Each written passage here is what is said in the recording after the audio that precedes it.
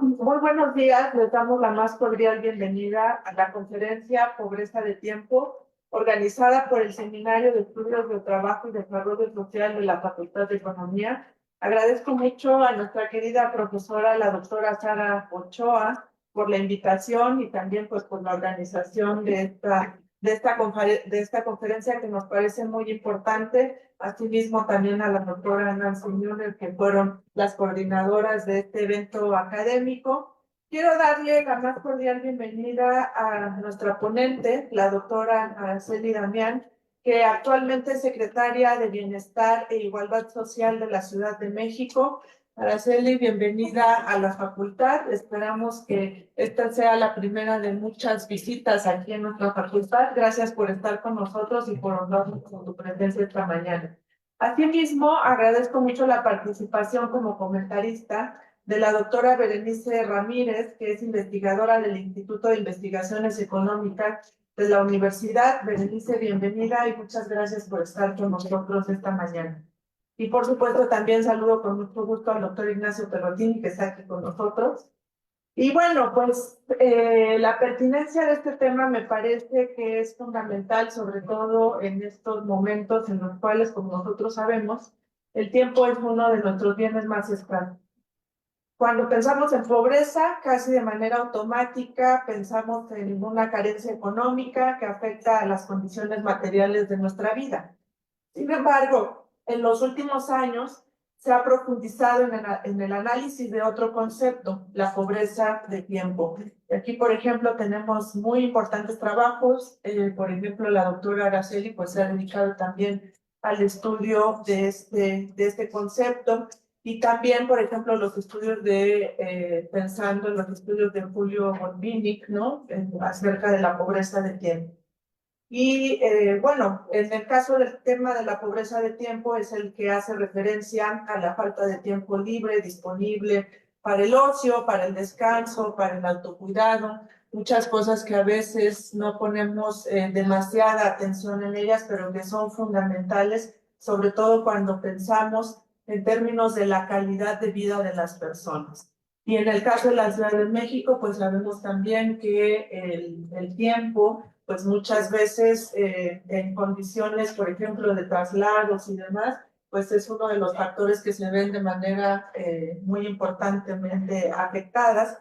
Este tipo de pobreza, pues tiene también implicaciones en la salud física, en la salud mental de las personas, un tema fundamental, sobre todo pensémoslo en términos de de nuestros estudiantes, que en términos de salud mental es uno de los temas centrales que hemos visto cómo la problemática se manifestó de manera aún más aguda después de la pandemia y que definitivamente es uno de los puntos donde tenemos que poner atención prioritaria. Entonces, la falta de tiempo para el autocuidado además aumenta el riesgo de estrés crónico, el agotamiento, y las enfermedades como la ansiedad y la depresión. Y está asociada, por supuesto, a otro tipo de problemas físicos, como pueden ser los cardiovasculares, los del sistema inmunológico.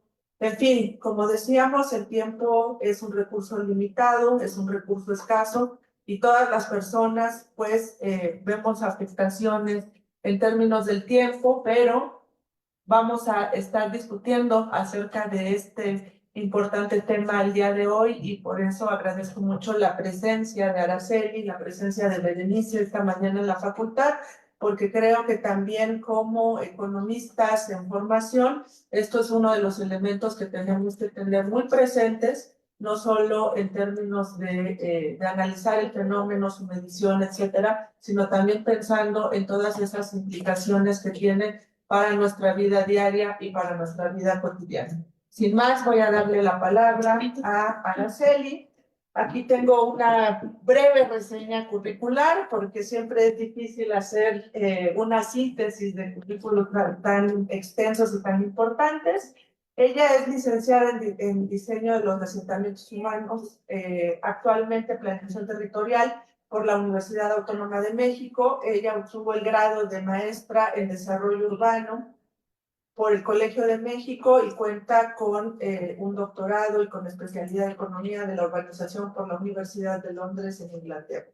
Entre sus temas de estudio destacan el impacto de las políticas económicas en la pobreza, la crítica a los métodos de medición de la pobreza, su evolución en México y América Latina, entre muchos otros. Es integrante del Sistema Nacional de Investigadores y también entre 2018 y 2021 fue directora general del Consejo de Evaluación del Desarrollo Social de la Ciudad de México. Entre 2015 y 2018 se desempeñó como diputada federal del Distrito 20 de Iztapalapa y como presidenta de la Comisión de Seguridad Social de la Cámara de Diputados.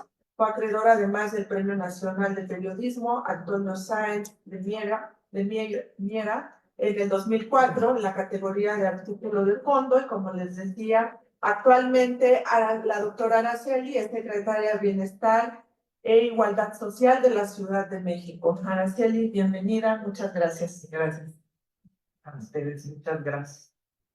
Bueno, pues agradezco mucho la invitación a presentar mi trabajo. Bueno, ya es un trabajo de varios años aquí en la Facultad de Economía. Muchas gracias a Ochoa y a Nancy Müller por la invitación, a Lorena, perdón, Rodríguez, directora de la facultad. Siempre hemos andado en varios temas coincidiendo, ¿no?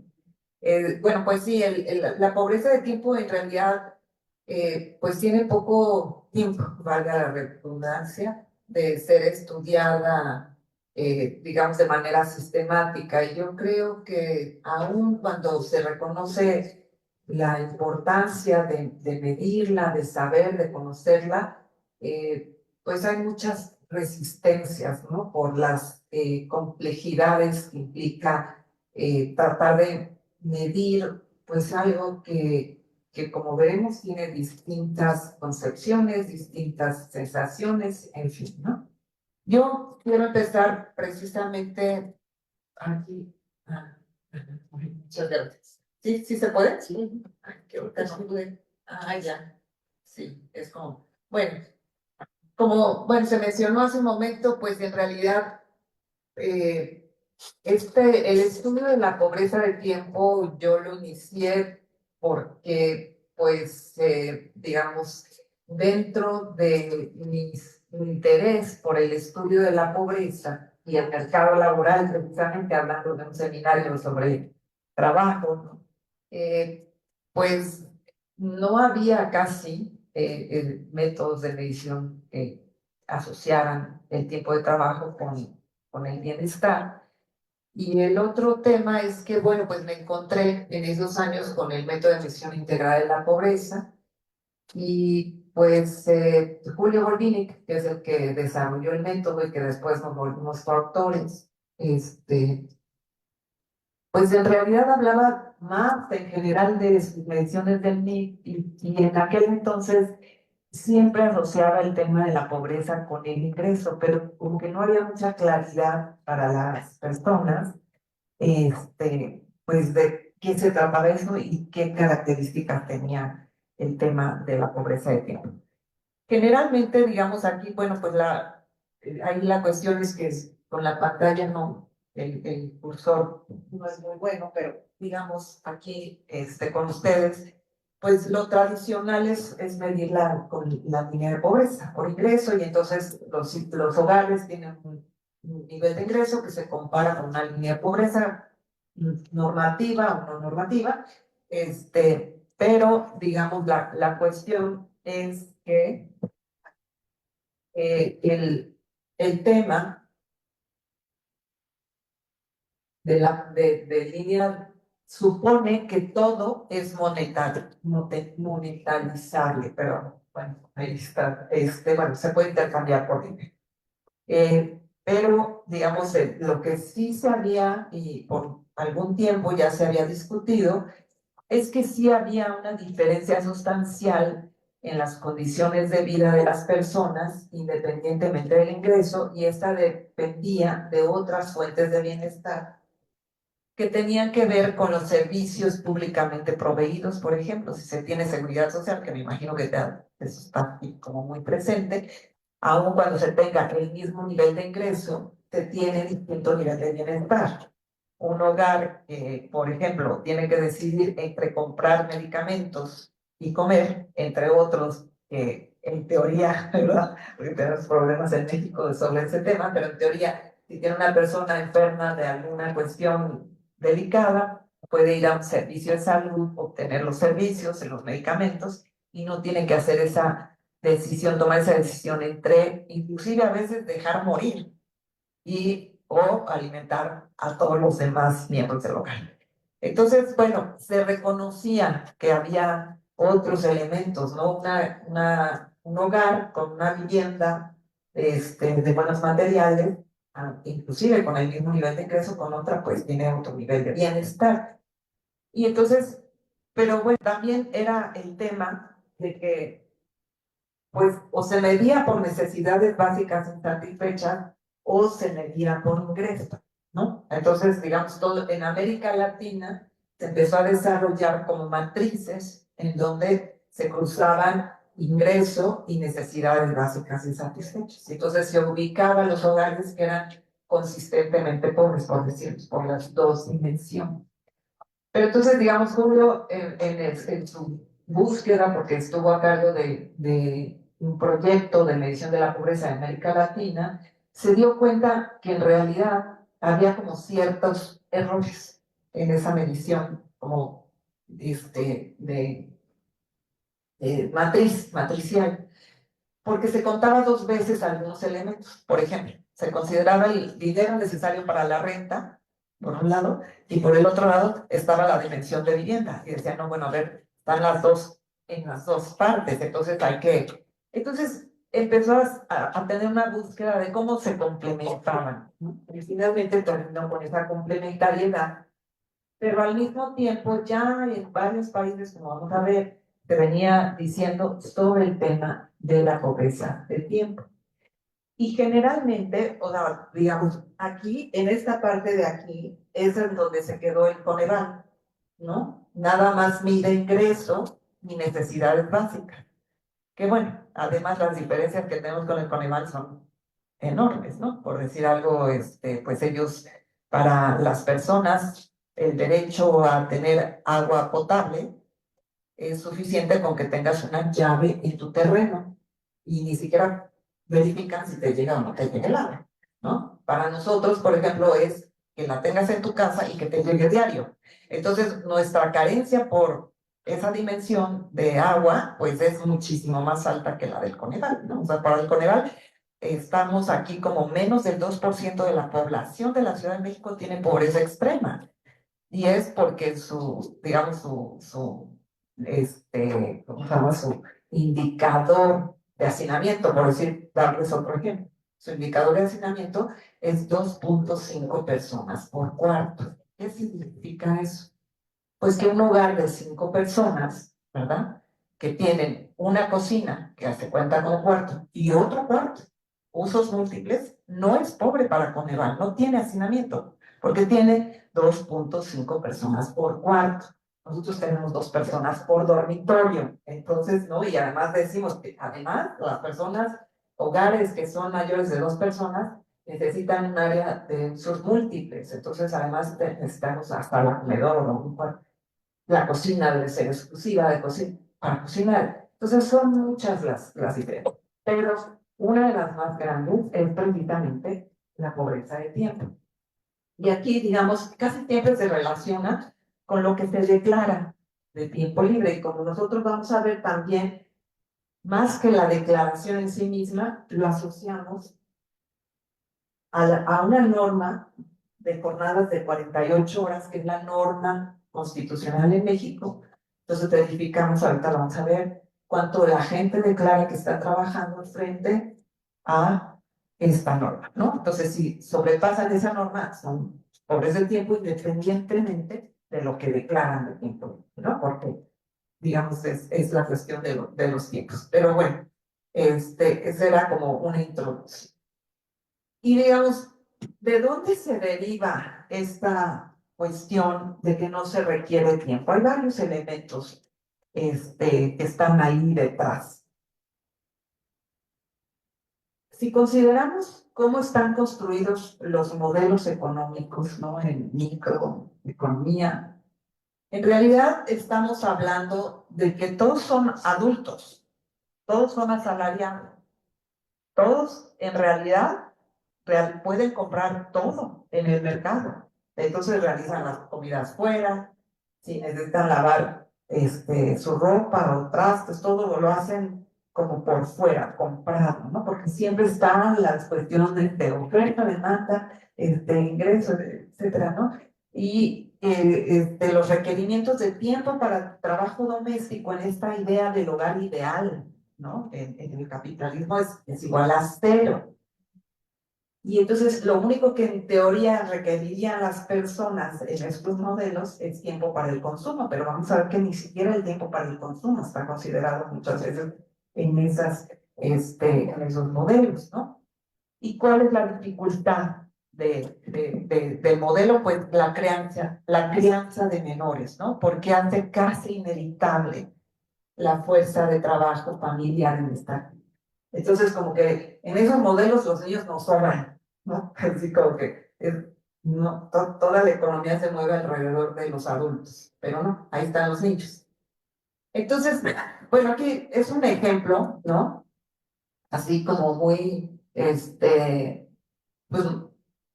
en términos, por ejemplo, tenemos dos hogares que tenemos con el mismo ingreso per cápita, ¿no? Ana con su hijo que gana 6,000 pesos al mes, 12,000 serían, perdón, porque es per cápita, y Juan, que es un ingeniero, que tiene una esposa, que todo lo demás gana 18,000 pesos.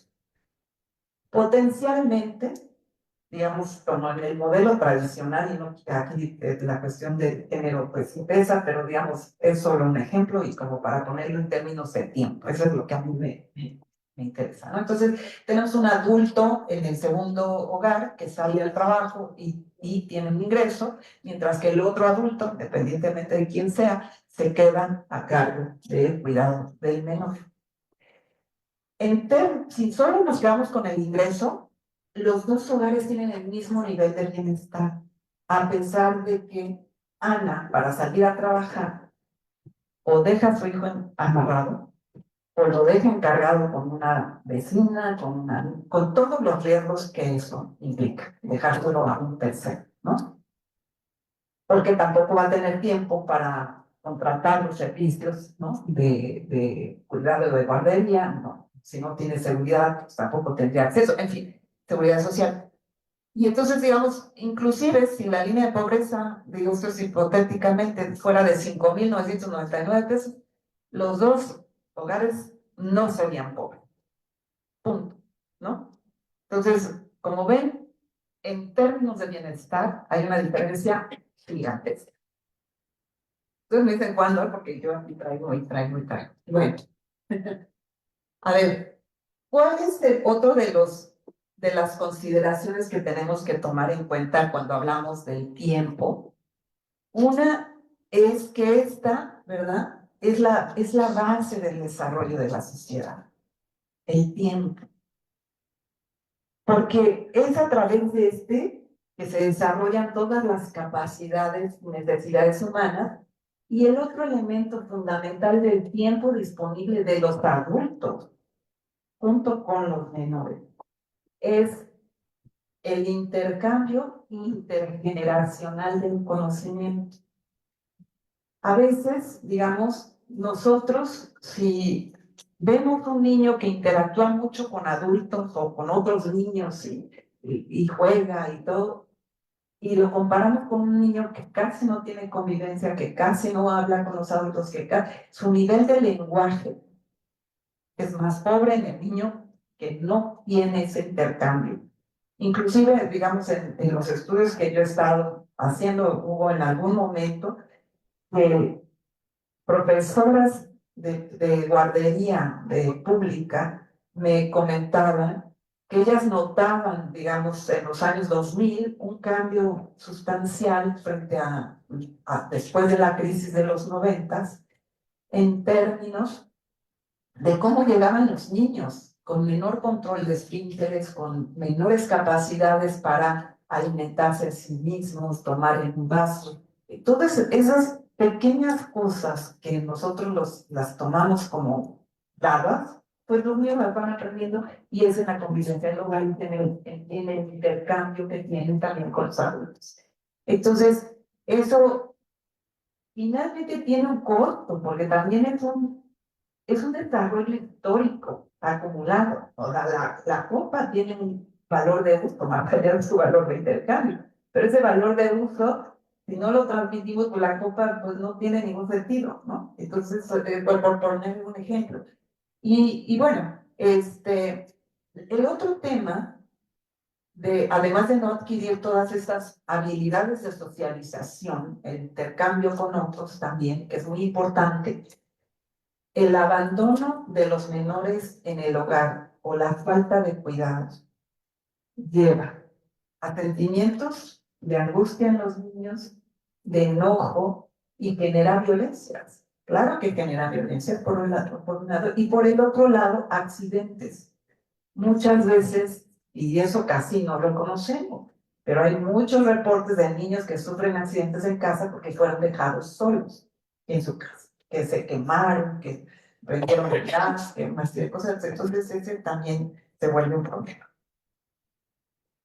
El tiempo, bueno, son unas, digamos, como unas citas que, que son de Georgie Martin, que me gusta mucho porque habla de las capacidades y las necesidades humanas desarrolladas en el pasado, se encuentran ya, nos dicen, como hadas madrinas en su forma objetivada a la cabecera de la cuna, ¿no?, de todos los seres humanos, en un mundo en el cual los resultados de toda la precedente evolución social están ya a su disposición en forma material y le es posible empezar su desarrollo no en la incoación del primer principio, o sea, no empezamos de cero, ¿no?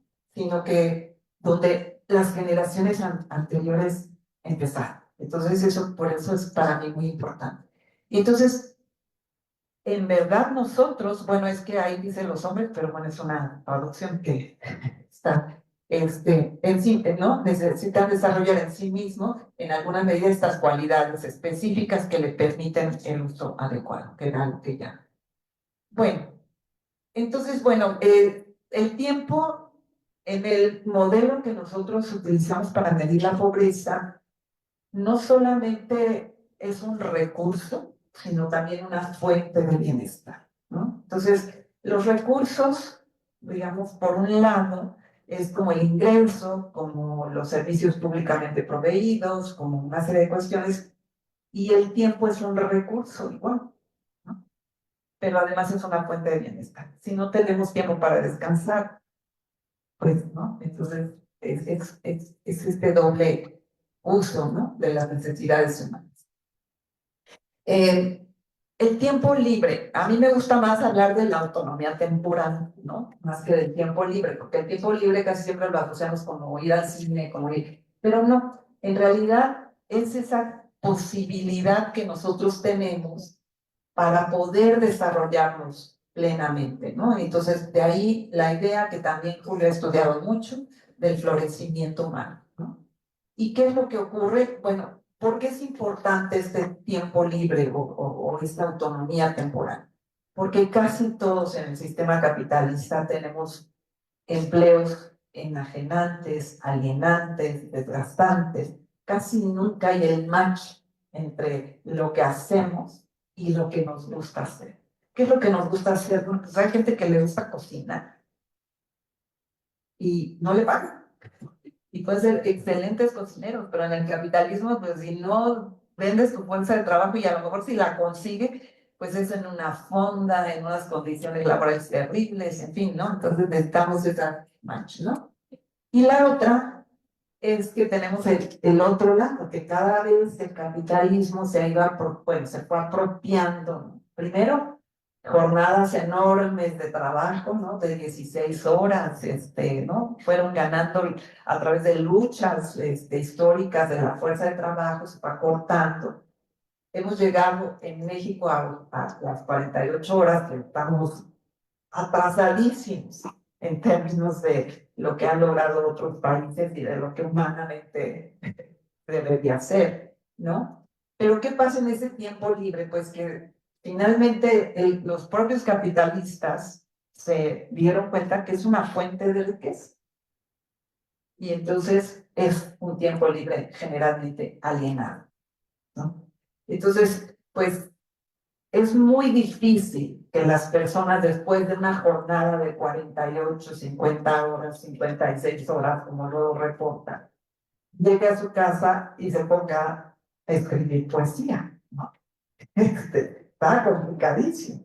Entonces, ¿qué hace? Pues prende la televisión y ya a la hora de prender la televisión o de no sé qué, y entonces, bueno, ya viene el consumo, ¿no? Vendes esto, vendes lo otro, no, mejor se van a tomar cerveza, se van a, o sea, no, no es que esté mal, ¿no? Sino que, digamos, es como esta cuestión de, generalmente el capitalismo nos atrapa en el lado del consumo y es muy difícil que estemos en el lado de la realización, ¿no?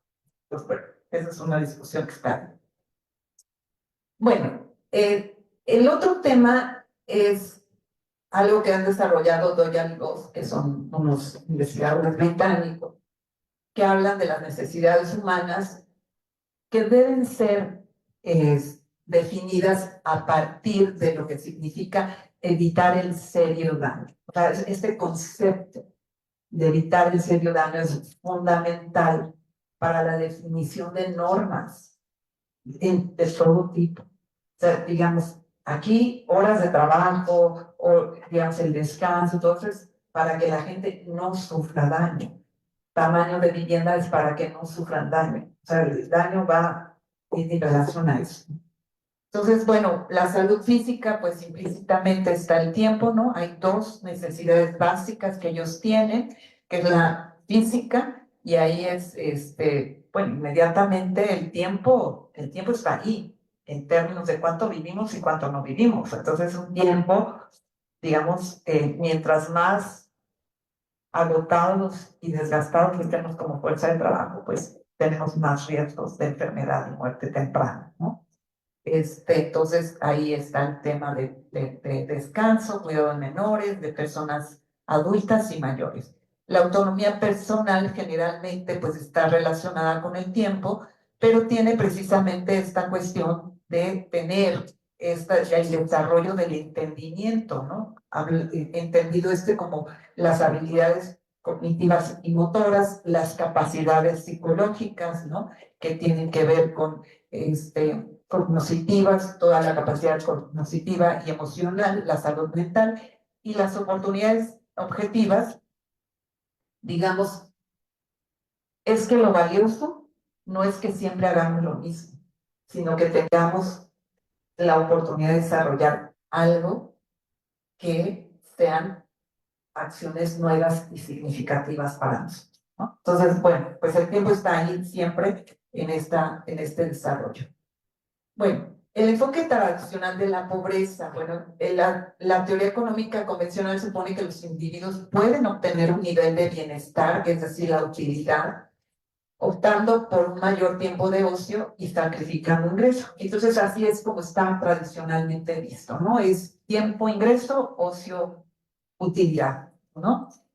Gary Becker, ¿no? Que ha sido muy criticado por las feministas, pero creo que por su modelo de ideal de familia, ¿no? Que habla de que, pues, dependiendo de quiénes son los más capaces para salir al mercado laboral, son los que salen y pues terminan saliendo los hombres, ¿no? Pero, digamos, más allá de eso, creo que lo que tiene importante Gary Becker es que dice que tiene que haber un tiempo disponible de los adultos que determina la distribución de cargas de trabajo pagado y no pagado al interior del hogar, ¿no? Entonces dice que existe un costo monetario para las actividades no productivas, ¿no? Que no productivas son lo que entendemos ahora como trabajo no remunerado, ¿no? Estas que se ven afuera del mercado y que deberían de ser consideradas en la función de utilidad y que no son introducidas para esta cuestión de la toma de decisiones al interior de los hogares, ¿no? Y reconoce que el hogar es una pequeña fábrica que combina bienes, materias primas, trabajo y todo lo que tiene que ver con la procreación, ¿no? Que digamos Marx también lo tenía, ¿no? La producción, pero también el problema con Marx, que es una de las cosas que yo discuto en un libro que escribí ya hace varios años, hace 10 años, en el 2014, es que Marx habla también del costo de la fuerza, de las mercancías para reproducir la fuerza de trabajo. Y entonces al meter como el valor de las mercancías, entonces ahí otra vez el trabajo doméstico queda absolutamente fuera de la discusión, inclusive del pensamiento marxista, ¿no? Y ha sido hasta años después que se retoma. Bueno, aquí este autor criticó a los autores que suponen que no existe una separación tajante entre producción y consumo. Otra de las críticas, otro de los críticos que han hecho esta cuestión del no incluir el tiempo en las, pues en estas funciones de utilidad es Linder. Él es un economista, digamos, pues duro, ¿no? Pero sí critica a quienes han supuesto o han hecho creer que la utilidad se obtiene al momento mismo en el que la oferta se cruza con la demanda, ¿no? Entonces ahí dicen, compras los zapatos y obtienes la utilidad, ¿no? Casi, casi. Y entonces parecería ser que cada vez que las mujeres compramos zapatos, tenemos más utilidad y utilidad, ¿no? Entonces, pero no, por eso es, en realidad la utilidad se obtiene cuando se consume el bien en sí mismo. Entonces, si tenemos 80 zapatos, pues, y solo un mes de 30 días, pues, o los que tienen 10 yates, no pueden en un solo día subirse a los 10 yates, ¿no? O ponerse 100 trajes 10 en la mañana, 10 en la tarde, 10 en la noche, o sea, no. Entonces, digamos, en realidad, esta cuestión de que la utilidad es así, ¿no? Instantánea, ¿no? Hay un tiempo para realizarlo. Y este autor, de hecho, plantea que esta idea de al aumentar la cantidad de bienes adquiridos crece el tiempo, perdón, no, a ver, para este autor, al aumentar la cantidad de bienes adquiridos, crece el tiempo requerido para consumirlos y dado que solo tenemos, perdón, 24 horas, la opulencia total es una falacia lógica. O sea, no es cierto que podemos crecer en bienes, pero no, la utilidad tiene, ¿no? Bueno, los primeros en incorporar la idea del tiempo como una medida de pobreza, yo sé que son los gringos, porque ellos tienen como este, un ejercicio que hacen periódicamente cada 5 o 10 años de revisar la metodología que tienen para medir la pobreza. Invitan a varios autores y dicen, a ver, esta es mi medida de pobreza y te invito a que me digas qué está bien, qué está mal. Y entonces, en 1977, curiosamente, dos trabajos, el de Vickery y el de Garfinkel y Habermas, los dos introducen la idea de que hay que medir la pobreza de ingreso y de tiempo. Entonces dice, pues, un hogar que tiene el ingreso mínimo, ¿no? Para comprar bienes, pues también debería de tener una cantidad de horas adulto disponible en el hogar para elaborar todos los bienes y para realizar todas las necesidades que se pueden obtener con esos bienes, porque sucede que los alimentos los compramos crudos. Entonces, la línea de pobreza nada más considera alimentos crudos, no considera el tiempo para cocinarlos. Entonces, digamos, o tienes más ingresos para comprar alimentos preparados y ya listos para consumirlos, o tienes más tiempo para que compres lo crudo y con tu propio tiempo consigues. Entonces, decían, bueno, pues hablemos de los mínimos por acá y los mínimos por acá. Entonces, en realidad, ellos lo que estaban buscando era reducir el número de personas que recibían el beneficio social, porque tenían la idea de que los que se declaraban desempleados en realidad no eran tan pobres como aparentaban ser cuando les medían la pobreza, porque tenían tiempo disponible. Entonces, no tenían por qué recibir ese ayuda por desempleo o no al nivel que le estaba dando el gobierno. Entonces, bueno, las, digamos, motivaciones son muchas, pero pues es esa cosa de los pobres merecedores y no merecedores. No merecían, estaban del flojo y viviendo del Estado. Era un poco.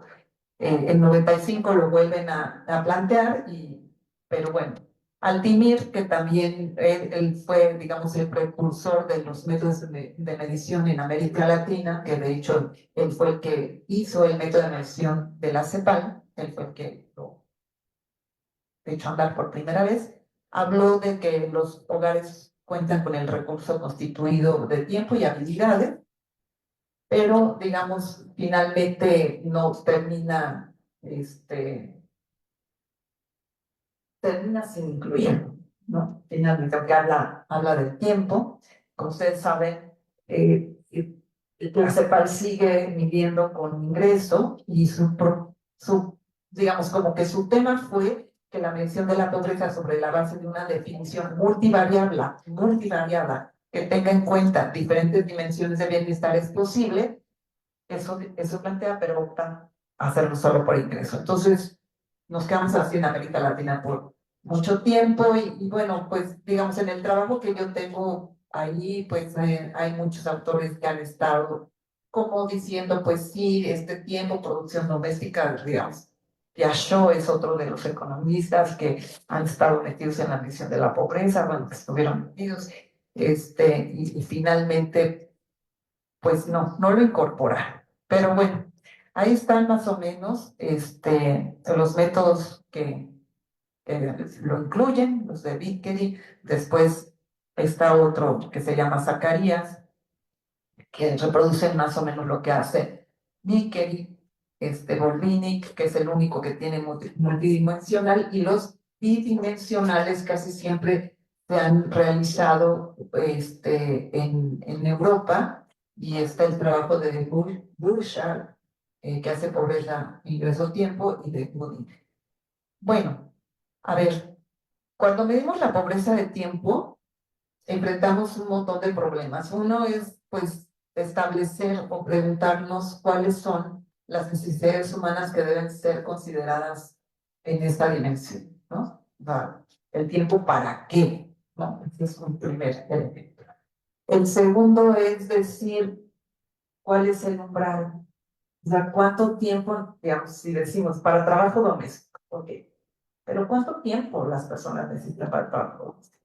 Hay quienes con que barran una vez al mes es suficiente, otros barren diarios. ¿Cuál es la norma de limpieza? Hay unos que tienen lavadora de platos, otros lavan a mano. Entonces es muy difícil, ¿no? Decir cuánto tiempo de trabajo doméstico y además si hay economías de escala, no hay economías de escala, no supone que sí, ¿verdad? En la casa se barre a todos, ¿no? No nada más. Y entonces, si vive uno, pues es más tiempo que sí. Bueno, ahora,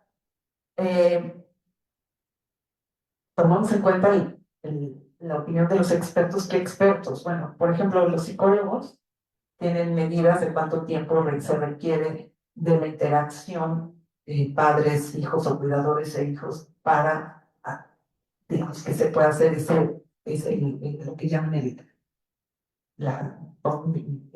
¿cómo se llama? El apego, ¿no? El apego entre padres, ¿no? E hijos. La otra, como yo les decía, tomamos en cuenta las leyes que existen, que dicen aquí 48 horas de jornada, eso es lo legal. La pregunta es si es no, moralmente deseable, ¿no? Tomamos en cuenta expertos y leyes y todo. Y bueno, la otra es determinar qué tan lejos están las personas y los hogares para satisfacer las necesidades, y si el tiempo debe ser tomado como un recurso o como de los hogares o como una variable. En ese sentido, digamos, como un recurso es como decir, como el ingreso, digamos, ¿no? Nosotros tenemos 6,000 pesos, por poner el mismo ejemplo, y esa es la línea de pobreza. Se toma el supuesto de que lo gastamos inteligentemente y que lo usamos de acuerdo a esas normas. Entonces, si nos alcanza para 1 kilo de tortillas y el kilo de frijol y no sé qué, bueno, así es como se hacen las líneas de pobreza. Entonces, suponemos que tenemos la comida con esos 6,000 pesos. Pero si se lo consumen en cigarros y alcohol, o sea, desde nosotros, de los que medimos la pobreza, pues en realidad no, nosotros no juzgamos, ¿no? Entonces, en realidad, nosotros asumimos que sí están gastando el dinero para lo que se necesita. Entonces, si tienen ese ingreso, no son pobres, aunque no coman, aunque coman muy mal, aunque se lo gasten en, hay gente que prefiere ropa a alimentos. Ya, o sea, como que esa es la decisión de los hogares. Entonces, si el tiempo lo tomamos igual, tú tienes 24 horas, todos tenemos 24 horas. Entonces necesitas 8 horas para esto, 8, ¿no? Y las otras 8 horas para lo resto, bloques de 8.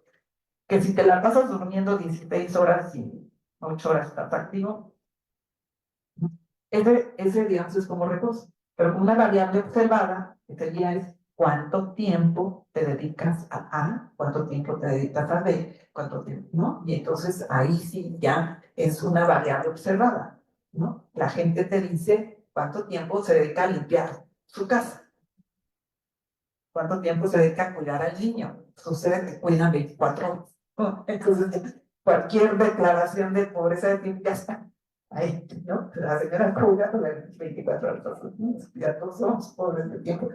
Así. Entonces tenemos problemas también para eso, ¿no? Para verlo como, ¿no? Hay medidas relativas, ¿no? Que es decir, bueno, la media, que lo han pensado como si fuera ingreso. Me dicen cuándo, ¿eh? Este, sí, ok, bueno. Entonces, digamos, así como muchas veces hacen, por ejemplo, en Inglaterra, en Estados Unidos, no, perdón, en Europa en general, la pobreza se mide como el 60 o el 50% de la media o la mediana del ingreso. ¿Qué nos dice? Nada. Pero dicen, o sea, si alguien, un sociólogo que fue muy destacado y que después se arrepintió de haber hecho ese método, porque él mismo dijo, bueno, pues yo dije que 60%, pero pude haber dicho 80%, ¿no? O sea, la media del ingreso de los hogares de Europa que nos dice, y además, por ejemplo, viene una crisis, cae todo el ingreso de todos y cae la media del ingreso. Entonces, la línea de pobreza es más baja en época de crisis, es más alta en época de auge, ¿no? Entonces, es relativa. Entonces, también podemos hacer eso con el tiempo, ¿no? La media de lo que los hogares duermen, las personas, perdón, la media puede ser absoluto en términos muy del Banco Mundial, $2 por persona, entonces 8 horas para dormir, comer, asearte, 8 horas, ¿no? No más. Entonces podemos, ¿no? O bien podemos basarnos en ciertos derechos y en la idea de un trabajo laboral, derechos laborales y tiempo libre. Pues ya me voy a saltar. Bueno, por ejemplo, unos autores, utilizando el método relativo, se encuentran que en el rubro de cuidados personales la media es de 70 horas a la semana. Cuidados personales es dormir, etcétera, etcétera. Entonces, digamos, la media tendría, la norma, o sea, la mitad de la media tendrían que haber sido 35 horas. Entonces, imagínense eso para dormir, asearte a la semana. O sea, era humanamente imposible, ¿no? Y entonces dice, bueno, pues ahí en esa la dejamos al 80%, ¿no? Y entonces ya les quedan 8 horas. Y dice, bueno, suena como un tiempo justo solo para un sueño corto por la noche, un baño rápido y comidas corriendo, ¿no? Entonces, pues de realidad, pues, y entonces miden la pobreza de tiempo y les sale el 3%, 5% en Europa, ¿no? Porque todo el mundo tiene las 8 horas. Sí, pero también difícil que caigas en la pobreza, ¿sí? ¿No? Entonces, pues sí tiene. Bueno, el enfoque del MIT está basado en derechos. El tiempo es un recurso, como les dije, y una fuente de bienestar y un satisfactor. O sea, tiene 3 dimensiones, ¿no? Se reconoce el tiempo necesario para el trabajo no remunerado. O sea, aquí, digamos, casi todas las medidas de pobreza de tiempo están asociadas al trabajo remunerado. Y cuando es el no remunerado, como que el trabajo no remunerado no le ponen, o sea, es todas las horas que puedan trabajar. O sea, más bien lo que hacen es decir, 12 horas de tiempo libre a la semana, más las 48 horas de tiempo de trabajo, más las que corresponden a dormir, y todo lo demás pueden hacer trabajo doméstico. Entonces terminan jornadas de 56, 60 horas de trabajo doméstico normativas. Entonces, pues sí, es un montón. El tiempo para educación, para descanso, para ocio, retoma convenciones internacionales y leyes, ¿no? Acá pues es 48, pues a lo mejor es mucho, pero eso es lo que tenemos aquí. Se extiende este derecho al trabajo no remunerado y recurre a expertos en cuestiones, por ejemplo, de dormir, convivencia con menores de 16 años, etcétera, ¿no? Eh, entonces, el tiempo disponible se utiliza para generar ingresos, para educación, para recreación, para descanso, tareas domésticas y cuidado. Como ven, el MIP tiene todas estas. Entonces, pues es muy amplio. Y bueno,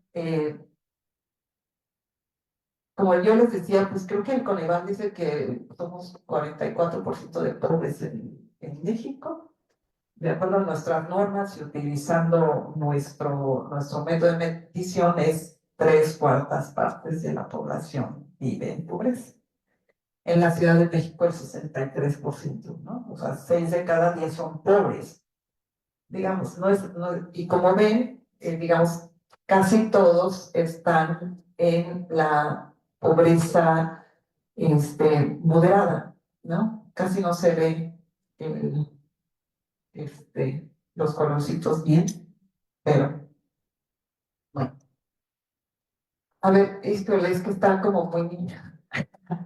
Acá está, por ejemplo, pues las normas, es un poco... Son los grupos de edad, ¿no? Del lado izquierdo de ustedes.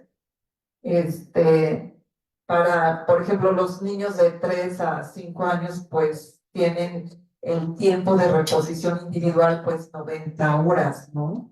Y tienen como unos tiempos de traslado, suponiendo que van a la escuela, que hacen ciertas actividades, entonces, ¿no? Se ponen normas, como ven, muy detalladas por edades. Para las personas de 18 años y más, que además realizan actividades educativas, se tiene distinta norma, y entonces en realidad el tiempo libre, pues es el tiempo residual, es una vez que se toma en cuenta lo que se llama el tiempo de reposición individual, que tiene que ver con el sueño, la comida, el descanso, etcétera, etcétera. El segundo componente es el tiempo de trabajo extradoméstico y doméstico, más los traslados. Y el tercer componente son el estudio y el traslado. Entonces, digamos, las personas que tienen estudios, ¿no? Pueden trabajar un tiempo parcial, pero al mismo tiempo pueden estudiar. O sea, no está peleado estudiar con, con trabajar, ¿no? Y el tiempo libre, a final de cuentas, pues es de 44 horas a la semana, de acuerdo a nuestras normas. Entonces, pues suena mucho, pero pues no es tanto, ¿no? Pero, digamos, venimos, por ejemplo, métodos que dicen que las personas son pobres cuando tienen 0 horas de tiempo libre, solo en esos casos, o bien cuando tienen menos de 12 horas, o sea, el tiempo máximo de tiempo libre son 12 horas. Entonces, venimos de métodos muy extremos, ¿no? Entonces, pues bueno, la pobreza está muy asociada con el tiempo, con las crisis. Por ejemplo, en la pandemia, la pobreza de tiempo bajó, ¿no? De 68% que estaba en 2018 a 60% en el 2020 y vuelve a subir en el 2022. Y bueno, bajó porque pues no había empleos, ¿no? Y también baja la pobreza extrema. En términos de pobreza de tiempo por sexo, nuestros resultados son que los hombres padecen un poco más de pobreza de tiempo y está más asociado a que tienen una mayor participación en el mercado laboral. Entonces los tiempos de traslados les pegan mucho más. Entonces, digamos, en promedio, las mujeres, aunque trabajen mucho tiempo domésticamente, casi siempre es igual al de las jornadas de 48 horas. Y a final de cuentas tienen menos tiempos de traslado. Eso podríamos discutir porque, como les digo, es como esta idea de cuánto tiempo estás cuidando a un niño. Entonces, las jornadas, yo estoy las 24 horas, ¿no? Todo el día. Entonces, sí, ahí ya hay una cuestión, pero es la cuestión de la declaración, ¿no? Del tiempo.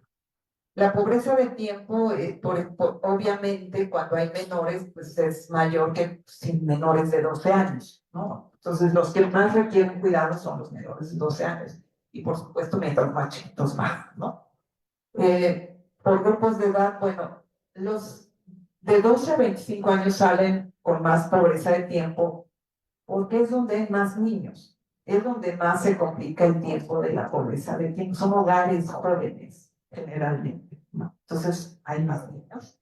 Y los hogares de adultos mayores generalmente ya no tienen tantos requerimientos, inclusive porque son chicos, son hogares chicos, ¿no? Pero pues ahí también depende si tienen discapacitados o no tienen discapacitados, porque digamos, tener más de 75 años no quiere decir ser dependiente, y menos en esta época, ¿no? Una persona de más de 60 años, pues es una persona ya mayor, pero no necesariamente requiere asistencia, entonces también eso es importante.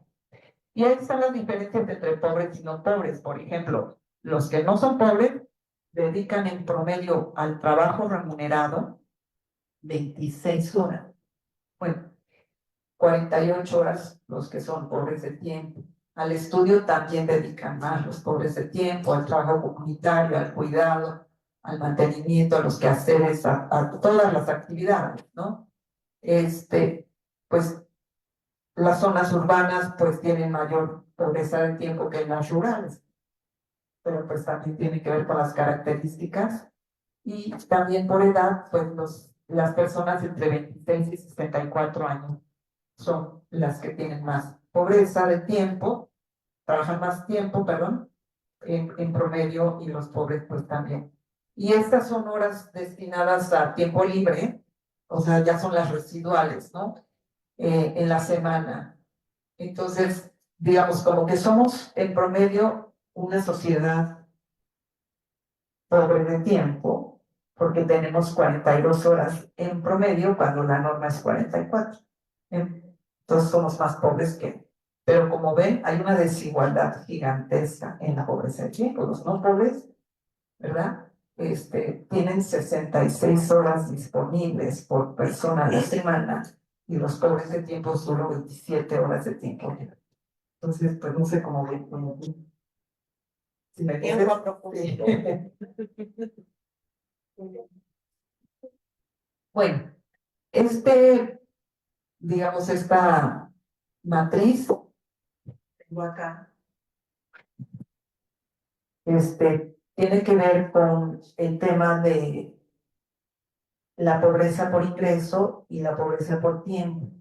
Entonces, digamos, tenemos al 35%, más de una tercera parte de la sociedad mexicana vive en hogares que no tienen ni recurso, ingreso, mi recurso tiempo. Y que cualquier política económica que se haga, ya sea en mejoramiento salarial o en sistema de cuidados, ayudaría muchísimo a esta parte de la sociedad. Acá tenemos a los que no son pobres por ingreso, pero sí de tiempo. Y entonces lo que ocurre con ellos es que están desgastando su fuerza de trabajo a niveles que los pueden llevar a complicaciones, por ejemplo, de salud física, mental, un desgaste de la fuerza de trabajo por contar con, digamos, un nivel de vida adecuado. Acá tenemos los no pobres de ingreso y de tiempo, que diríamos que son, pues, los ricos de la sociedad. O sea, tienen un ingreso superior, pero además tienen tiempo. Entonces, son el ideal. Y los que están acá, que son pobres de ingreso, pero no pobres de tiempo, son los que viven en condiciones de desempleo y que muestran desajustes del mercado, más o menos, ¿no? O sea, la oferta y la demanda. O sea, tienen un exceso de recursos, pero su ingreso es bajo y podrían dedicar más tiempo al mercado laboral, pero por alguna razón no lo están haciendo. Y bueno, pues voy a cerrar un poco con esta cuestión que parte de los problemas de la medición de la pobreza del tiempo también tiene mucho que ver a lo que le llamamos tiempo, ¿no? Porque, o sea, como que casi siempre pensamos en esta idea lineal del tiempo uno, ¿no? Del tiempo cero al tiempo uno, tiempo dos, como lo continuo, como el tic-tac, como esto, ¿no? Pero en realidad, pues hay culturas que no tienen esa misma idea y que los tiempos son circulares, de eterno retorno, ¿no? Otra es que es muy impresionística y eso, la impresionística que la vivimos todos, ¿no? Afecta la información que damos del tiempo. Entonces, si nosotros acabamos de tener un momento así, podemos registrar algo distinto a si estamos en un continuo. Y hay inclusive sociedades en las que ni siquiera tienen una palabra que se llama tiempo, ¿no? La percepción del tiempo también se puede experimentar y ese es un problema metodológico y por eso quiero cerrar con eso.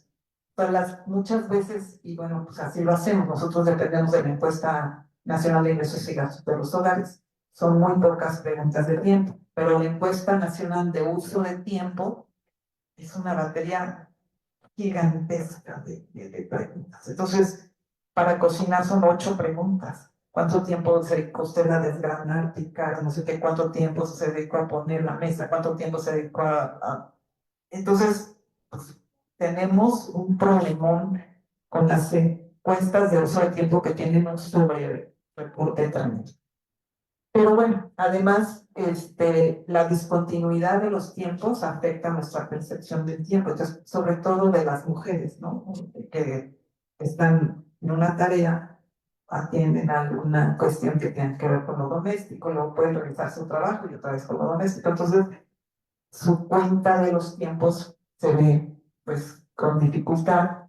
Los ocupados son los que tienen más claridad de sus tiempos.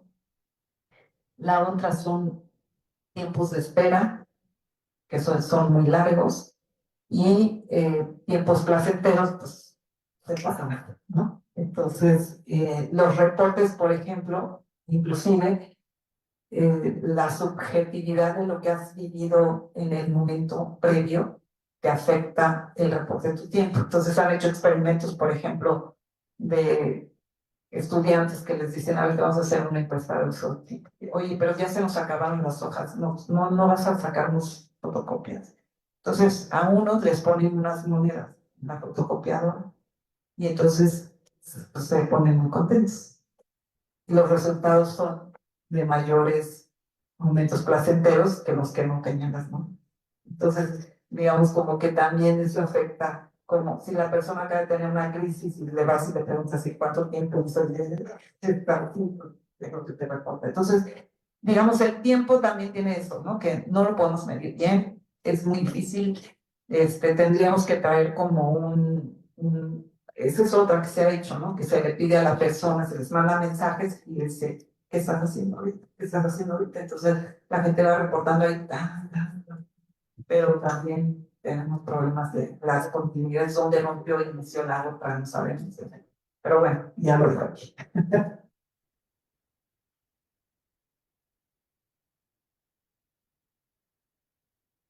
Muchas gracias, Araceli, por esta presentación tan interesante. Pues nos ayuda también no solo a entender el concepto, su implicación, su evolución, la construcción de la medición de la pobreza del tiempo y nos lleva también a reflexiones importantes en cuanto al uso del tiempo para el análisis de la pobreza y del bienestar.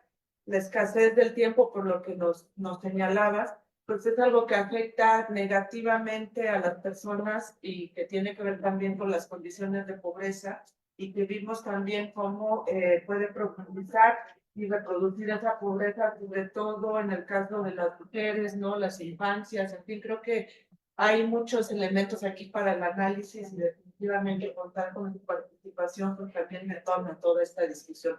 Muchísimas gracias. A continuación voy a darle la palabra a la comentarista, que es la doctora Berenice Ramírez.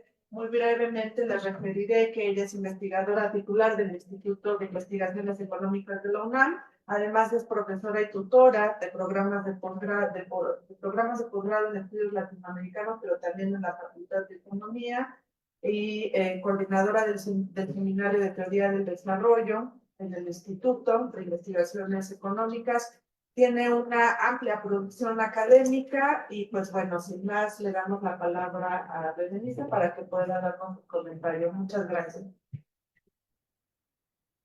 Muchas gracias. En primer lugar, quiero agradecer la invitación al Seminario de Estudios del Trabajo y Desarrollo Social de la Facultad de Economía, coordinado por las doctoras Sara Ochoa y Nancy Müller, y que hoy cuenta con la presencia de la directora de la Facultad de Economía, la señora Elena Rodríguez, y nuestra ponente, la doctora Araceli Damián, en su excelente presentación.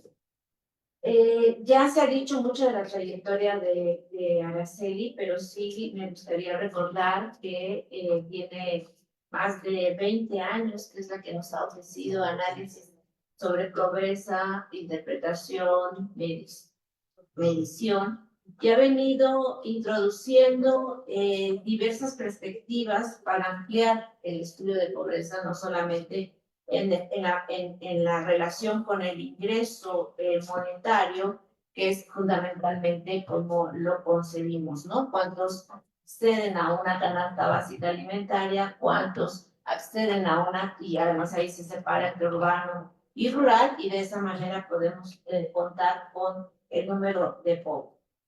Y hacer que este énfasis en el tiempo también me parece muy interesante toda la descripción que viene realizando, porque cabe recordar que hemos sido creados, incluso en términos analíticos, a ver la perspectiva utilitarista. O sea, el hombre siempre que sea útil va a ser productivo.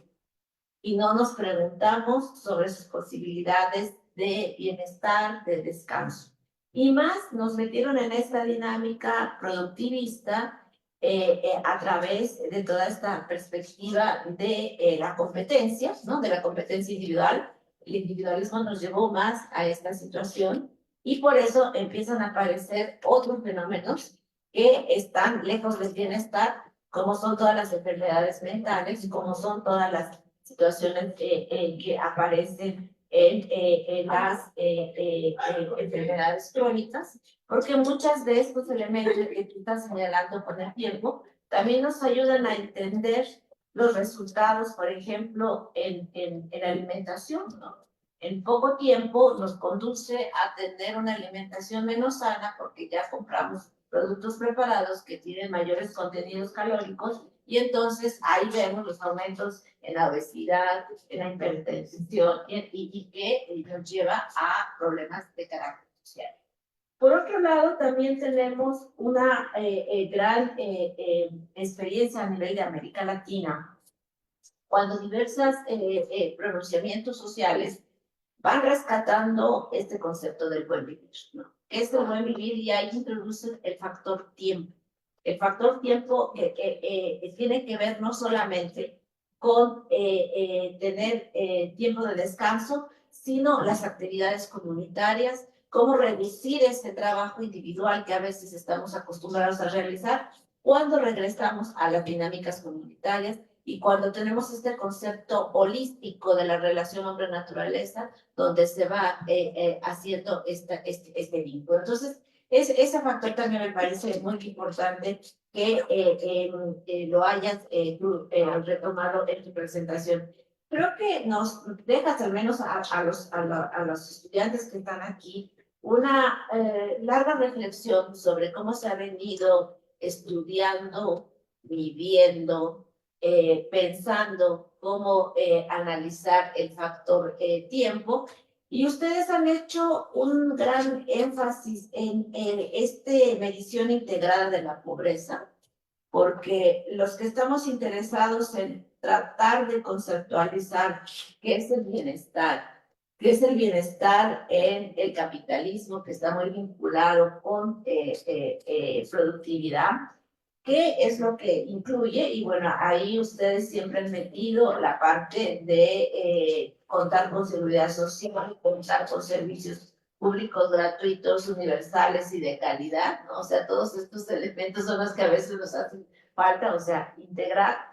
Y cuando vemos una sociedad como la mexicana, donde solamente el 44% de la población económicamente activa tiene acceso a la seguridad social pública, donde vemos una gran cantidad de empleo en condiciones de informalidad, donde vemos también una zona metropolitana tan extensa, donde hay una gran distancia entre trabajo y casa, y donde los obreros, que son los que menos ganan, se invierten 4 horas al día en el transporte de su casa a su trabajo, y al revés, pues esto nos va condicionando a hablar con mayor claridad qué significa este factor tiempo, como ustedes ya lo señalan, para el florecimiento humano, ¿no? Porque no solamente implica tener un mayor tiempo para dormir, que también es necesario, pero también para cultivar el espíritu, para leer, para hacer música, y creo que vamos caminando en direcciones importantes en lo que se ha hecho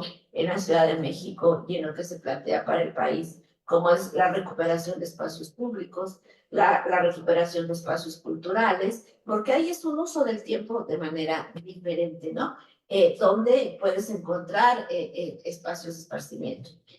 Y en relación a los datos que dabas, porque siempre ha llamado la atención que si bien el Coneval nos está planteando una disminución de la pobreza de 2018 a 2000, todavía no sale los resultados del 2004, pero tenemos la de 2022 y evidentemente hay una reducción de la pobreza. Nunca se habían podido sacar cerca de 9 millones de población mexicana de la pobreza desde todos los programas que se instrumentaron desde los años 80, y ese es un gran resultado, que es parte de la combinación del aumento del salario mínimo con todos los programas sociales que se han instrumentado, fundamentalmente la pensión de bienestar. Y además uno observa ahí en la estadística de la ENEGI cómo, a pesar de la pandemia, la población de 65 y más años no cayó en más pobreza a pesar de la pandemia. No así la población joven y los niños, ¿no? Entonces ahí está la atención por todos estos otros elementos que hacen falta de las políticas de cuidado y que se requieren.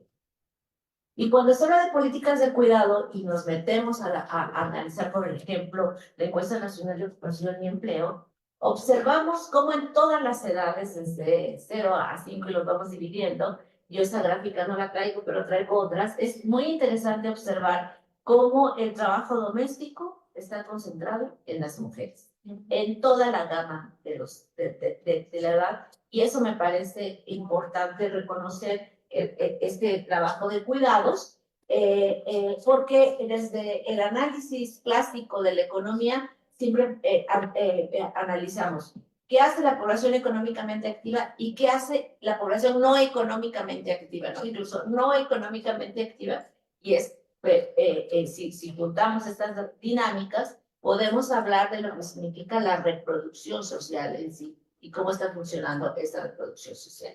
Tú hablabas de la encuesta del uso del tiempo, que está ahí reflejada en esas gráficas que las traje como para tener más elementos de discusión. Hablabas de la gran cantidad de preguntas, ¿no? Y ahí está señalado, es la encuesta del uso del tiempo de 2019, una comparación entre hombres y mujeres en la Ciudad de México. Y bueno, en la parte más oscura de arriba, el 68% se utiliza para dormir, comer, aseo y arreglo personal, pero ahí yo creo que están metidas muchas de las actividades de cuidado. De recreación y deporte tienen más tiempo los hombres que las mujeres, igual en educación y capacitación, que es la parte azul. El trabajo voluntario que se hace con otros hogares, donde ahí también hay trabajo de cuidado, hay una mayor participación de mujeres, y los cuidados especiales a integrantes del hogar también ahí resaltan, más las actividades específicas del propio hogar. Ahí está señalado también las actividades de mercado y lo que tú decías, Araceli, con tu información, un mayor uso para las actividades del trabajo de jornadas, que ahí está establecido con la mayor proporción del tiempo para hombres que para mujeres, ¿no? La que sigue.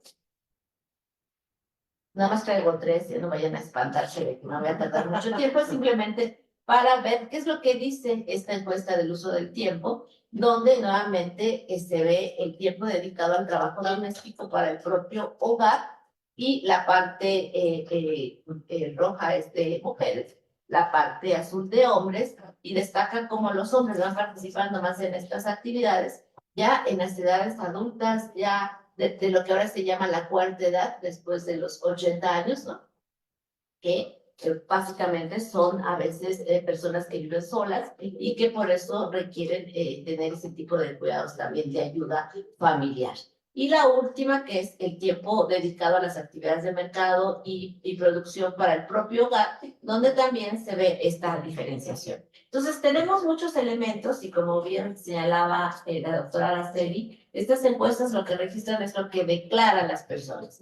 Ya nos habló a ella de las dificultades que tenemos para, cuando nos preguntan, señalar tanto tiempo dedicamos para esto, y cuando te das cuenta dices, bueno, pero hice todo eso y creo que dormí 4 horas, ¿no? Entonces, ahí es donde están los elementos de bienestar que debemos de seguir insistiendo, y por eso hay una fuerte participación de distintas trabajadores sobre disminución de jornadas laborales, sobre mejores condiciones de trabajo, que deben de ir incorporando estos elementos.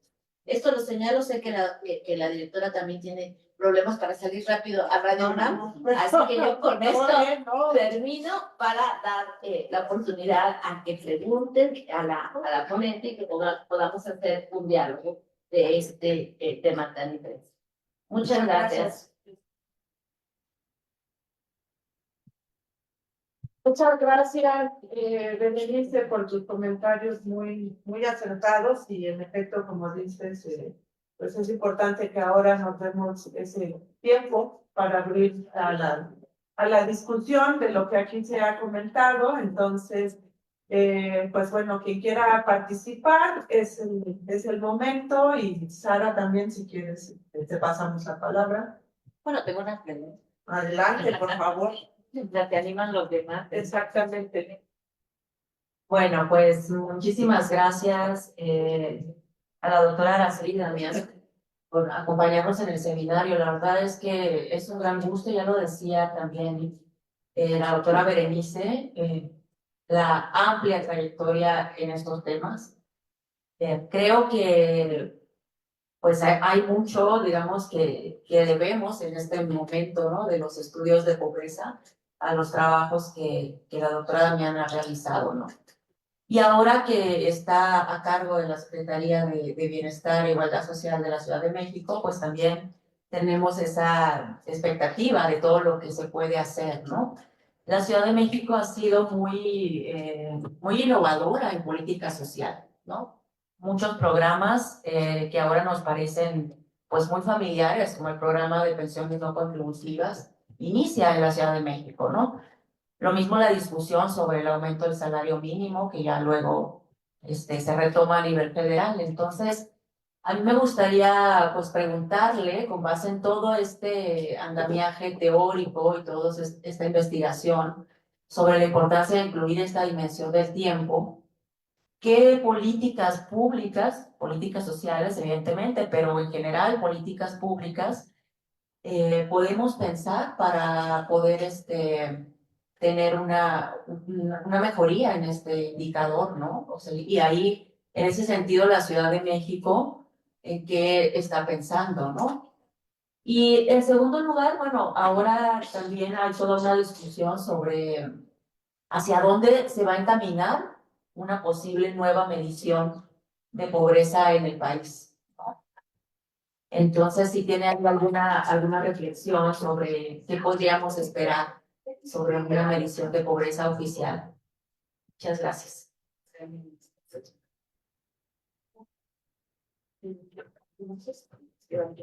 Bueno, el doctor Perrotini puede participar. Adelante. Muchas gracias. Bueno, primero que nada, yo quiero felicitar por haber escuchado las brillantes explicaciones de la doctora Terrayán, también el brillante comentario de la doctora Berenice Ramírez. La verdad es que hoy aprendí mucho. No estaba seguro que iba a aprender, pero bien. Yo tengo tres comentarios que voy a hacer muy breves y seguramente la idea es que ustedes respondan a lo que voy a comentar. Creo que lo que dijo la doctora Damián respecto del Marx es muy acertado. Ahora bien, la teoría de la plusvalía absoluta del Marx hay que entenderla en nuestros tiempos así como que el capitalismo tiene esta hambre insaciable de comerse el tiempo de nosotros, de extender el tiempo de producción de plusvalía y de eliminar nuestro tiempo. Pero más está preocupado por un problema de clases, de lucha de clases. No puse tanta atención en el tema de estudio y de lectura. Sin embargo, en inglés hay muchas ideas muy interesantes que incluyen preocupaciones desde su marxismo sobre cómo el capitalismo afecta las relaciones sociales. Y funcionalmente son trazos generales que decir. Segundo comentario. Mientras exponía la doctora Damián en conferencia, yo evoqué un libro que se aduce para toda la cultura económica, de Diane Cole, y pensaba, bueno, y la misma pregunta que lanza Diane Cole, ¿y qué es lo que viene el PIB?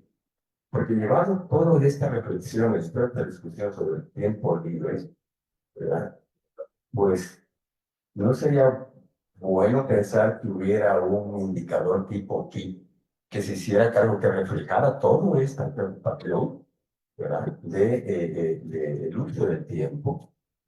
Porque ya visto desde esa perspectiva, los economistas dependemos mucho del PIB para saber cómo se está comportando un país, cómo la economía. Ya están midiendo todo lo que debería medir, es la pregunta de Jan Cole.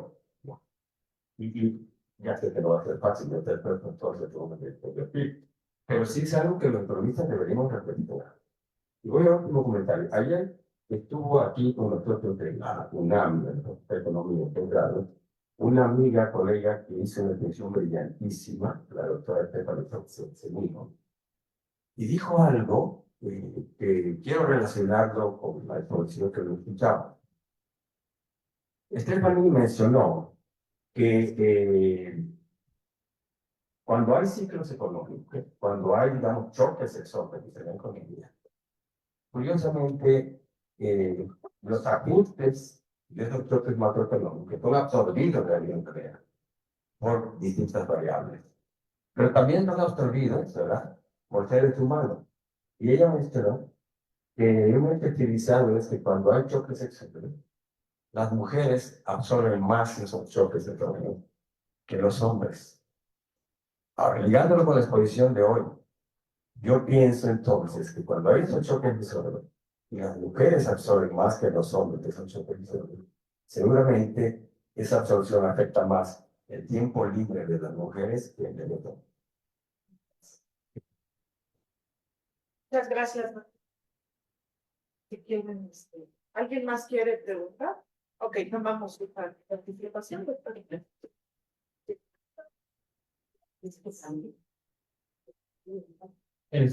Hola, buenos días, igual. Me gustaría felicitarla. La verdad, la exposición fue bastante interesante y compleja de seguir, sobre todo estos saltos narrativos, podría decir. Yo me sentí como en un cuento de que tenía que seguir el hilo entre teorías, entre práctica y hasta entre filosofía, un tanto incluso con el comentario del profesor, pues hasta tenemos que hacer filosofía en qué cantidad, qué es el tiempo básicamente, ¿no? Y cómo lo utilizamos, ¿no? En términos económicos, en términos sociales, en términos históricos. Entonces, muchas gracias, la verdad, nada más como comentario, es muy interesante. Y yo tenía una pregunta como estudiante. Bueno, ¿por qué como estudiante? Porque, pues justamente como estudiantes tenemos pobreza de tiempo, ¿no? También enfrentamos un reto justamente aquí en la Ciudad de México al ser 9 millones de personas. Yo afortunadamente tengo una moto, pero me tengo que enfrentar al periférico. Y enfrentarte al periférico, yo lo veo incluso hasta de una manera poética, en las noches, un río de sangre. ¿Por qué? Porque te arriesgas a morir ahí. Una distracción, un mal movimiento o incluso un descuido de la otra persona te puede costar la vida, ¿no? Entonces nosotros los estudiantes, y no nada más yo, mis compañeros incluso con los problemas e incidentes de delincuencia, de toques de tráfico, de que un camión se estrelló. Entonces el capitalismo desde esa parte filosófica, como diría Marx, derrama sangre para reproducirse, ¿no? Esto es muy duro de comentarios y por eso me gustó mucho la narrativa que toma, porque desde ese marxismo lo podemos entender y ver, vislumbrar. Y mi pregunta va relacionada a qué la pobreza del tiempo puede explicar un bajo desempeño académico actualmente. ¿Qué retos enfrentamos los alumnos en temas educativos, de rezago educativo, que pueden ser explicados a través de la pobreza del tiempo? Y sobre todo también, ¿qué propuestas necesitamos como profesores, como académicos, como maestros? ¿Qué medidas deben de tomarse para una mejor enseñanza, ¿no? Porque a veces no es que los alumnos no queramos estudiar, no tenemos tiempo para estudiar. Muchas gracias. Muy bien, entonces les doy la palabra.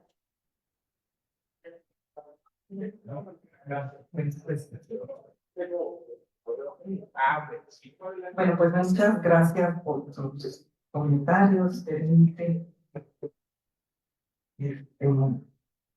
Bueno, voy a hablar un poco de las políticas públicas. Voy a empezar con esta idea, porque, bueno, una de las cosas que la jefa de gobierno, Clara Brugada, ha insistido mucho en este tiempo que yo he trabajado con ella, es que, pues, que aun cuando la izquierda ha gobernado la ciudad por mucho tiempo, en realidad nunca se había atendido y no se había hecho justicia por las mujeres en materia del tema de cuidados. El tema de cuidados, pues, está en el corazón de la pobreza del tiempo, ¿no? Y sobre todo de la pobreza del tiempo de las mujeres.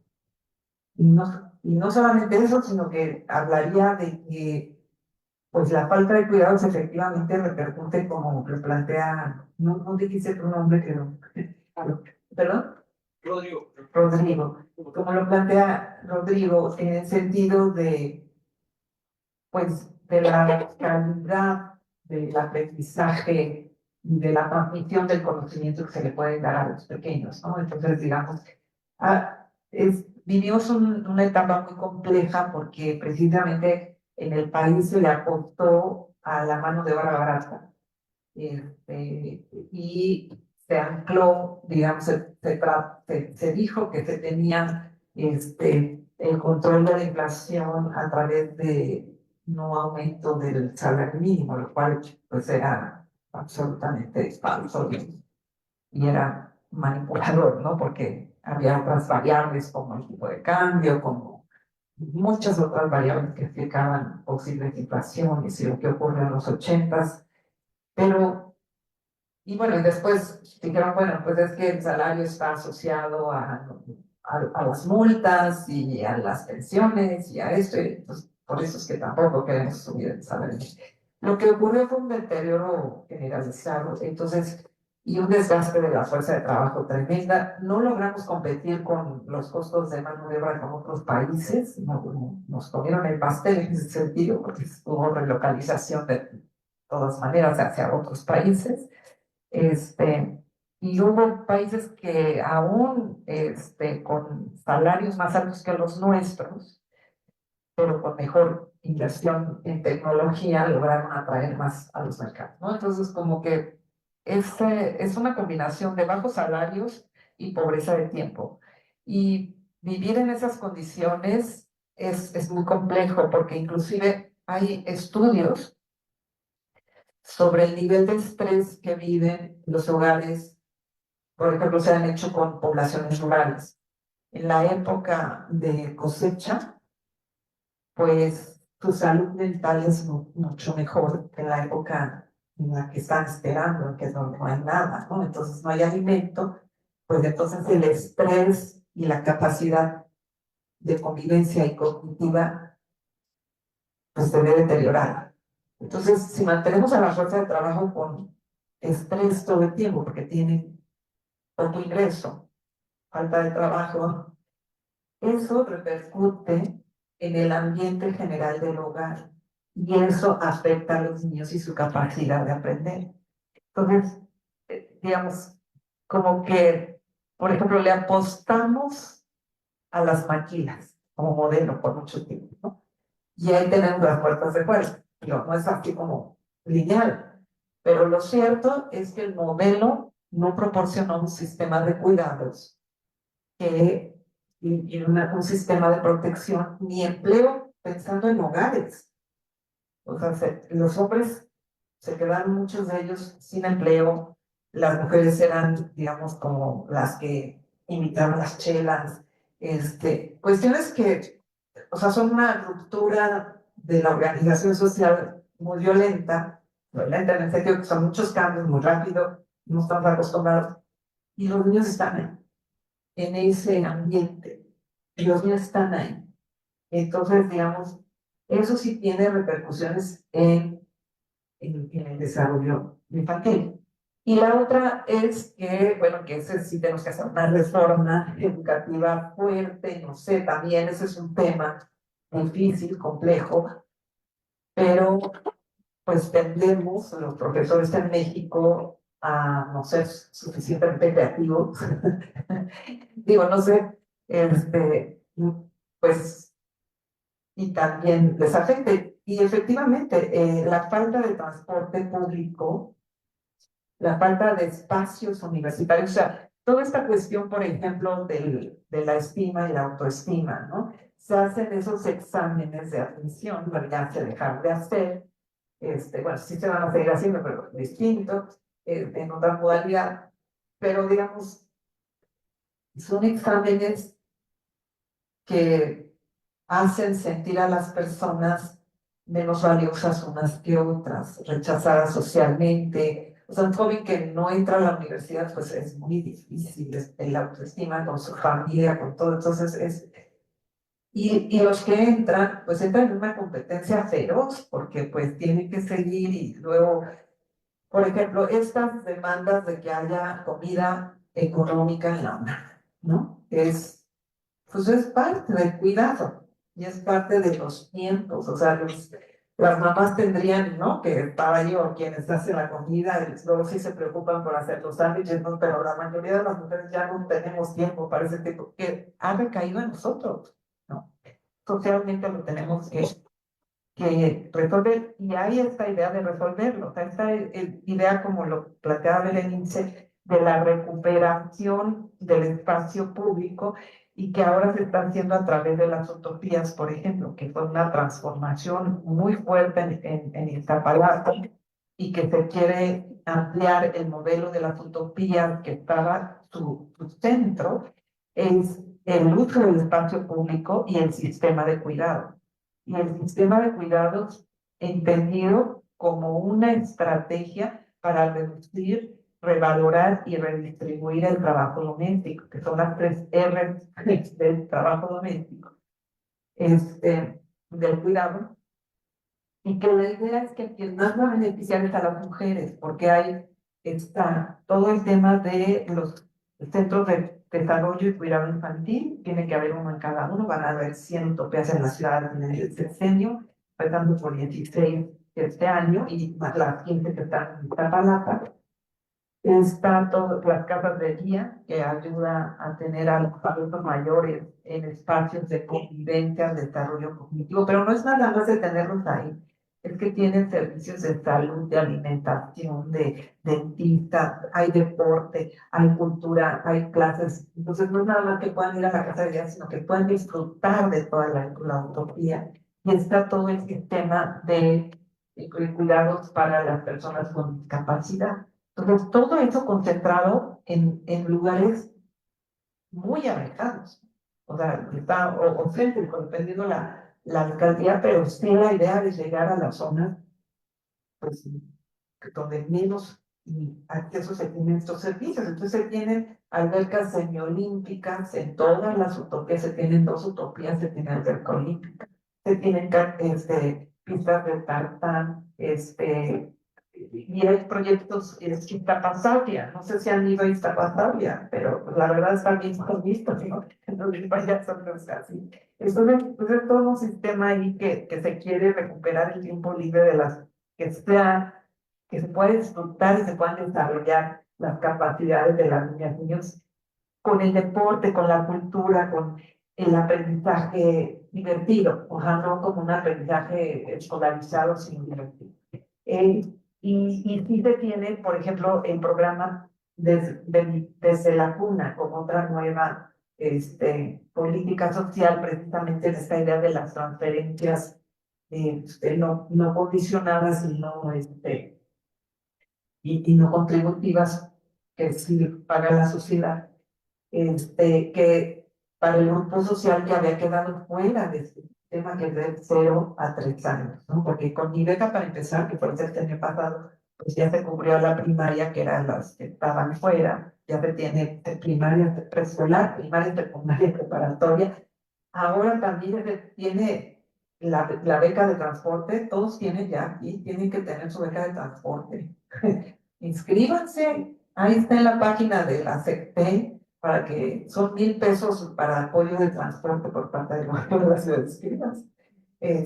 Y después, y se tiene ya también por primera vez, y creo que eso es algo muy importante, la idea del ingreso ciudadano universal como parte de la política pública, que ahorita se concentró en población de 57 a 59 años, pero la idea misma de crear un ingreso ciudadano universal, que en la base teórica es que podamos dejar de vender nuestra fuerza de trabajo, me parece radical, y lo tenemos como un derecho en la ciudad. Y por supuesto no está a esos niveles, pero al menos entra como una política pública para discutir el tema. O sea, no es que desaparezca el mercado laboral, es que no tengamos la obligación de vendernos, y que si vamos a participar en el mercado laboral podamos exigir un poco más, ¿no? Entonces, un mínimo para que puedas tener su alimentación y eso, ¿no? Entonces, y bueno, todo el tema de los choques, por ejemplo, exógenos, para referirme a algo que, muchas gracias por los comentarios. Los choques exógenos, efectivamente, en la pandemia, por ejemplo, lo que se vio fue eso. que las mujeres fueron las que más desgaste sufrieron en materia de todo el cuidado que se tenía que hacer, porque además con todos los niños y los adolescentes en casa, pues el trabajo de limpieza, de cuidado, de todo recayó sobre todo en las mujeres. Entonces, digamos, aunque baja la pobreza de tiempo, pues en realidad, pues es una pobreza, bueno, una libertad de tiempo relativa, porque además ese es otro tema, que por ejemplo el desempleo, el vivir el desempleo como una disponibilidad de tiempo, pues con un bajo ingreso o con cero ingreso, pues es muy angustiante, ¿no? Entonces tampoco se puede. Y en materia de, pues existen las del PIB y de lo que cuesta el trabajo, existen las cuentas satélites de trabajo no remunerado.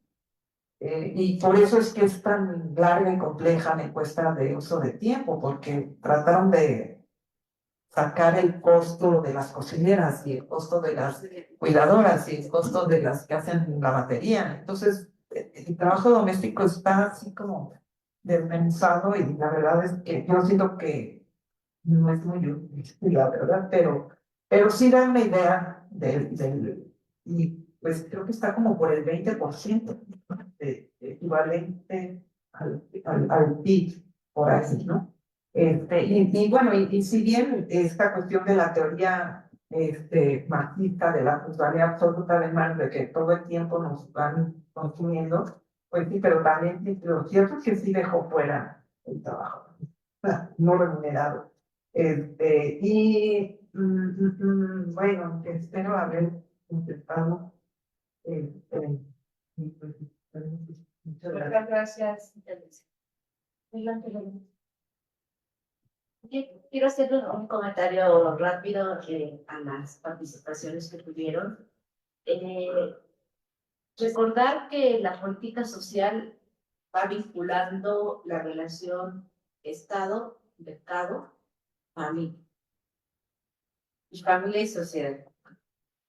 Y me parece interesante que hayas recuperado a Federico Engels, que a mí me parece muy interesante su libro El origen de la familia, la propiedad privada y el Estado. Creo que ahí marca estos elementos que no se desarrollaron después, pero que ya nos hablan de la reproducción social. O sea, no solamente la actividad productiva, el ciclo producción, intercambio, consumo, sino el ciclo reproducción social, que es lo que tenemos que enfocar, ¿no?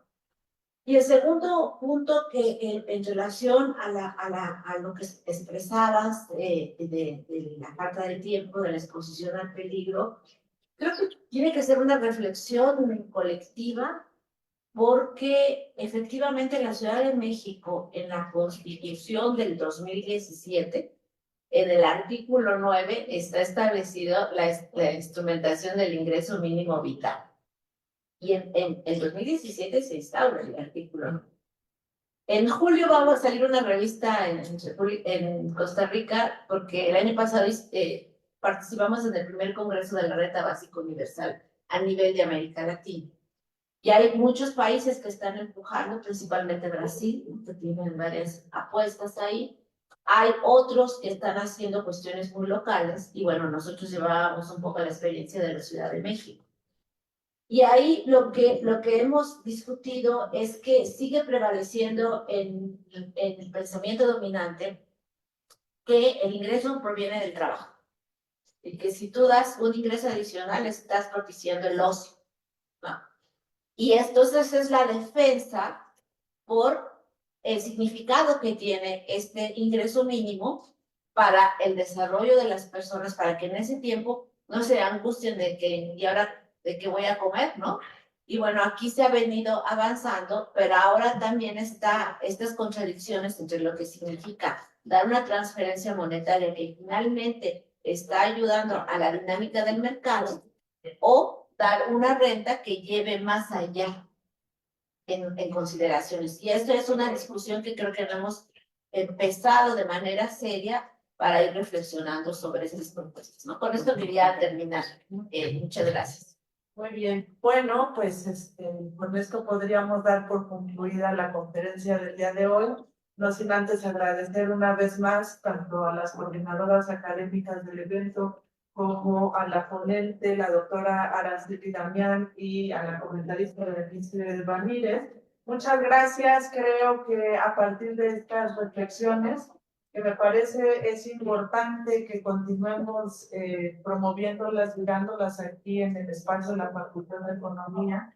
Creo que nos llevamos también muchas preguntas y también muchos elementos para considerar esto, no solo en el ámbito de un análisis académico, sino también en lo que tiene que ver en cuanto a pensar y repensar las políticas públicas encaminadas a promover el bienestar social.